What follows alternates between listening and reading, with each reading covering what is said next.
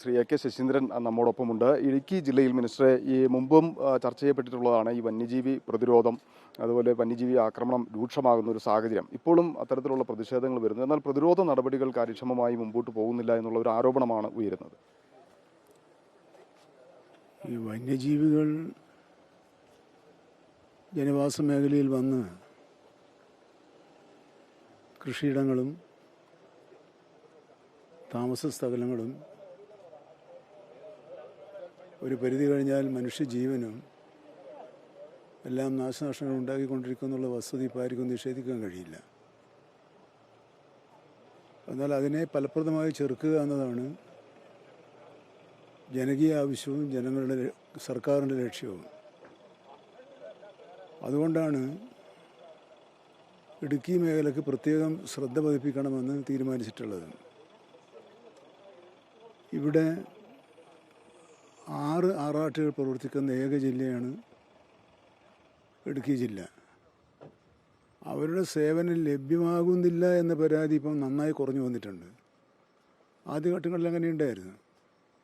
പക്ഷെ ഞാൻ മനസ്സിലാക്കിയെടുത്തോളം കാലം വനം വകുപ്പിലെ ഉദ്യോഗസ്ഥന്മാർ അവരുടെ കഴിവ് ഉപയോഗിച്ച് പരമാവധി ചെറുത്തുനിൽപ്പ് നടത്തുന്നുണ്ട്. അത് പോരാ എന്നതാണ് ഇപ്പോഴത്തെ ആവശ്യം. അത് ഇവിടുത്തെ ഇടതുപക്ഷ ജനാധിപത്യ മുന്നണിയും മറ്റ് രാഷ്ട്രീയ സാംസ്കാരിക സംഘടനകളും കൂട്ടായും ഒറ്റക്കും വന്ന് എന്നെ കണ്ട് ഈ പ്രശ്നങ്ങൾ ധരിപ്പിച്ചിട്ടുണ്ടായിരുന്നു.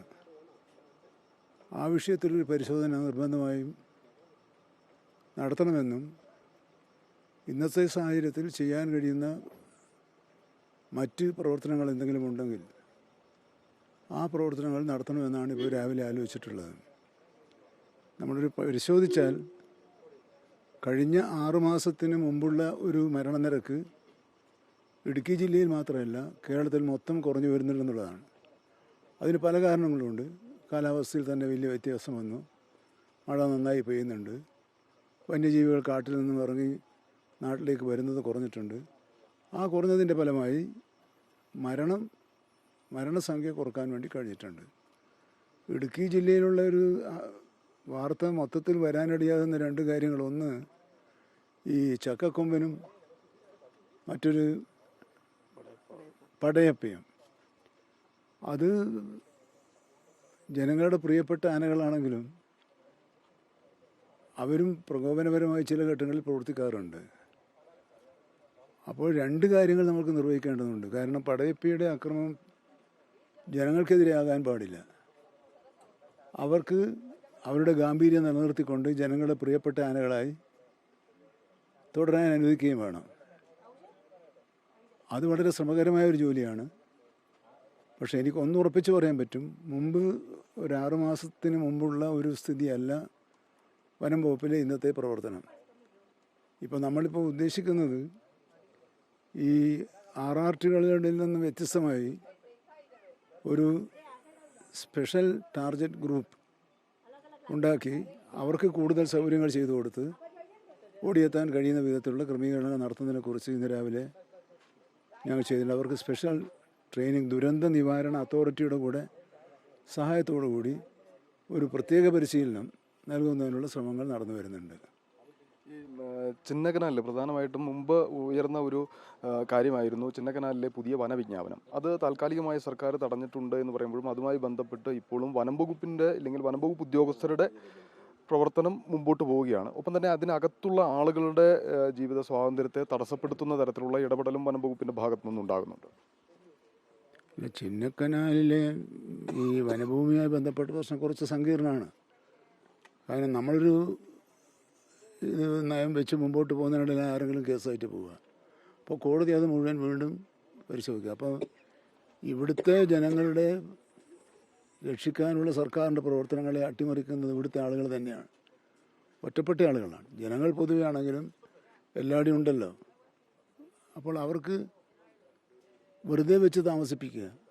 അപ്പം നമുക്ക് തന്നെ അരിക്കൊമ്പൻ്റെ കാര്യത്തിൽ വെറുതെ വെച്ച് താമസിപ്പിച്ച് കോടതിയിൽ പോയതുകൊണ്ടാണല്ലോ നമ്മളതിനെ അവിടെ നിന്ന് പിടിച്ച് സുരക്ഷിതമായ മറ്റൊരു സ്ഥലത്തേക്ക് കൊണ്ടുപോകുക എന്നുള്ളൊരു ശ്രമമാണല്ലോ അന്ന് ഗവൺമെൻറ് നടത്തിയത്. പക്ഷെ ഉടനെ കോടതി അതിനെ ഞാൻ വീണ്ടും ഓർമ്മിപ്പിക്കണ്ടല്ലോ. അപ്പോൾ വളരെ നിസ്സാര കാര്യങ്ങൾക്ക് പോലും കോടതിയെ സമീപിച്ച് കോടതിയിൽ നിന്ന് വിധി സമ്പാദിക്കുന്നത് മൂലം പല നിയമങ്ങളുടെ ആനുകൂല്യങ്ങളും നമുക്ക് യഥാസമയം എത്തിക്കാൻ കഴിയുന്നില്ല എന്നുള്ളൊരു പ്രശ്നമുണ്ട്. ഇപ്പം തന്നെ ഈ വിജ്ഞാപനം പുറപ്പെടുവിച്ചപ്പോൾ തന്നെ നമ്മൾ ശ്രദ്ധിച്ചിട്ടുണ്ട്. അതിൽ ഈ 131 വില്ലേജുകളാണ് അതിൽ ഉൾപ്പെടുത്തിയിട്ടുള്ളത്. ആ വില്ലേജുകൾ സ്വീകാര്യമല്ലെന്ന കാര്യം നമ്മൾ നേരത്തെ എടുത്തിട്ടുള്ളതാണ്. അതിൻ്റെ അടിസ്ഥാനത്തിൽ കൊടുത്ത അപേക്ഷകളുടെ അടിസ്ഥാനത്തിൽ 79 വില്ലേജുകളായി ഇപ്പോൾ അത് ചുരുങ്ങിയിട്ടുണ്ട്. അപ്പോൾ ഇനിയും ആ ശ്രമം തുടരും. ജനങ്ങളുടെ ആവാസ മേഖലയിൽ നിന്നും അവർക്ക് അവകാശപ്പെട്ട ഭൂമിയിൽ നിന്ന് അവരെ ഒഴിവാക്കുന്ന ഒരു നിലപാടിലേക്ക് സർക്കാർ കൂട്ടുനിൽക്കുകയില്ല. ഈ CHR ബന്ധപ്പെട്ട് കൊടുത്ത കണക്കും അതുപോലെ നിയമസഭയിൽ അങ്ങ് പറഞ്ഞതുമായിട്ടൊരു വ്യത്യാസമുണ്ടായിരുന്നു. അതൊരു വലിയ തെറ്റിദ്ധരിപ്പിക്കലായാണ് എന്നൊരു ആരോപണമുണ്ട്. അല്ല, നിയമസഭയിൽ കൊടുക്കുന്ന കണക്ക് ഡിപ്പാർട്ട്മെൻറ്റ് തരുന്ന കണക്കാണ്. അത് ശ്രദ്ധയിൽപ്പെട്ടിട്ടുണ്ട്. അതിന് 2 കാര്യങ്ങൾ ചെയ്യണം. അതെങ്ങനെയാണ് സംഭവിച്ചതെന്ന് അന്വേഷിക്കണം. 2, നിയമസഭയിൽ കൊടുത്ത ഉത്തരം ഉത്തരമായിട്ട് അവിടെ കൊടുക്കണം. ഈ 2 നടപടികളും സ്വീകരിക്കുക. ഈ CHR മേഖല വനമാണ് എന്ന് വനം വകുപ്പ് ഉദ്യോഗസ്ഥന്മാർ ഇത്തരത്തിലൊരു നിലപാട് സ്വീകരിക്കുന്നതിനോട് യോജിക്കുന്നുണ്ടോ? അല്ല, വനം വകുപ്പ് ഉദ്യോഗസ്ഥന്മാർ തെറ്റായ നടപടികൾ സ്വീകരിച്ചാൽ അവരെ സംരക്ഷിക്കേണ്ട ആവശ്യമൊന്നും ഗവൺമെൻറ്റിനും മന്ത്രിക്കുമില്ല. അതെത്ര അടുപ്പമുള്ളവരായാലും അല്ലെങ്കിലും അതിനകത്ത് വ്യക്തിബന്ധവും സ്നേഹവും രാഷ്ട്രീയ ബന്ധുബലവും ഒന്നും ഉണ്ടാവില്ല. നിങ്ങൾക്ക് അനുഭവമല്ലേ? അങ്ങനെ ആരെങ്കിലും രക്ഷിക്കാനോ ശിക്ഷിക്കപ്പെടാതെ പോയിട്ടുണ്ടോ? നമ്മുടെ മുമ്പിലെത്തുന്ന എല്ലാ പ്രശ്നത്തിലും നിയമാനുസൃത കാര്യങ്ങൾ നടക്കണം, സുതാര്യമാകണം. കാരണം ഇത് നമ്മൾ വനം വകുപ്പായാലും വേറെ ഏത് വകുപ്പായാലും ജനങ്ങളോടാണ് അവർക്ക് ഉത്തരവാദിത്വം. ജനങ്ങളുടെ മുമ്പിൽ സുതാര്യമായ നിലപാട് കാഴ്ചവെക്കണം. ഞാൻ ഇപ്പോഴും അവകാശപ്പെടുക, വനം വകുപ്പ് നടത്തിയ വനസൗഹൃദ സദസ്സുകൾക്ക് ശേഷം ഉദ്യോഗസ്ഥന്മാരുടെ മനോഭാവത്തിൽ വലിയ മാറ്റം വരുന്നുണ്ട്. അത് തുടർന്ന് കൊണ്ടുപോകാൻ കഴിയുന്ന 2ാം ഘട്ട പരിപാടിയെക്കുറിച്ച് ഞങ്ങൾ ആലോചിക്കുകയാണ്. ശരി. എന്തായിരുന്നാലും അത്തരത്തിലാണ്. ഇത്തരം കാര്യങ്ങൾക്കെല്ലാം തന്നെ കൃത്യമായ ഒരു നിലപാട് സർക്കാരിനുണ്ട്. ആ നിലപാടിൽ തന്നെ മുമ്പോട്ട് പോകുമെന്ന് ആവർത്തിക്കുകയാണ് മന്ത്രി AK Saseendran. Video journalist Santhosh ചേകവർക്കൊപ്പം reporter Sandeep Rajakkad, in reporter, Idukki.